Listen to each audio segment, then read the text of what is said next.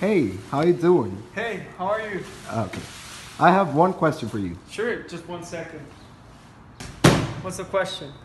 What is the definition of a circle as a conic section? Sure. So, in conic sections, you may find hyperbolas, ellipses, circles, and parabolas. The way that you can define a circle is that it's always positive, like me, and don't forget, it's also squared. Thank you very much for your answer. Sure thing. Just one last thing.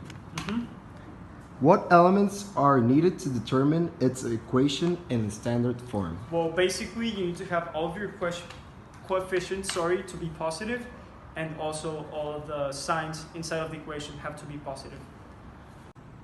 The way to find out the geometric locus is when r is greater than 0, it is a circle.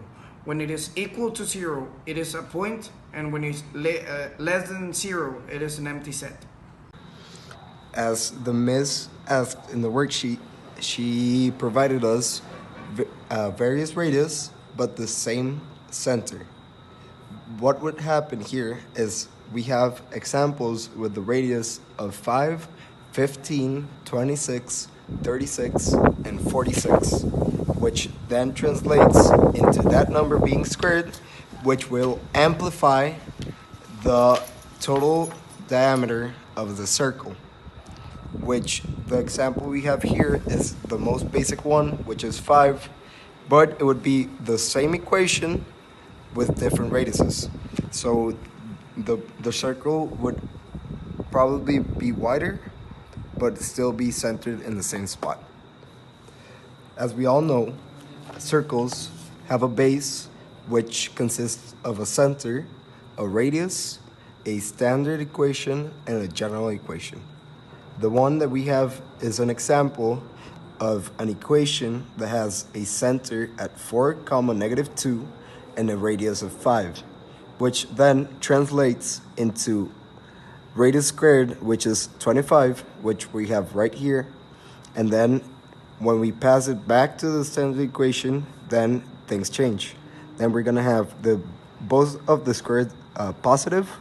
We can have a variable which is negative, and then another positive variable. But always the result is going to be 2 squared positive and the radius squared.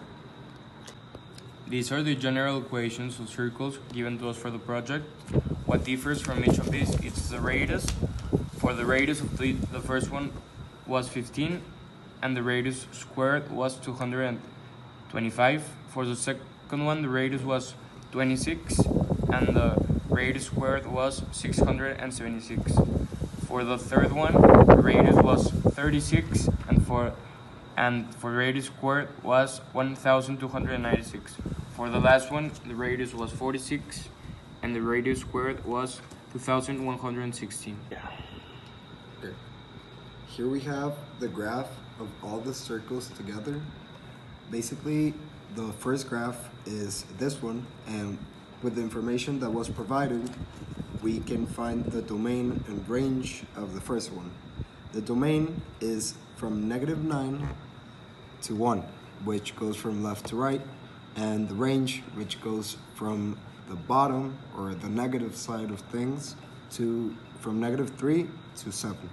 So obviously everything is proportional, and in this case we have had the 25, which is 5 of a radius, starting from the center, which was +4 and -2. Ferris wheels are an examples of circles in real life. They're bigger than the circles we commonly see or draw, but they're still considered circles. After this activity, I have learned a lot more about circles. Thanks to this, I have a lot of good time with my friends and teammates.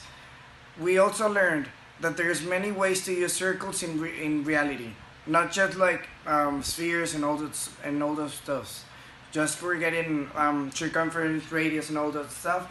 We learned that the circles are really important things that we can use in life, thanks to, for example, architectures and all that stuff.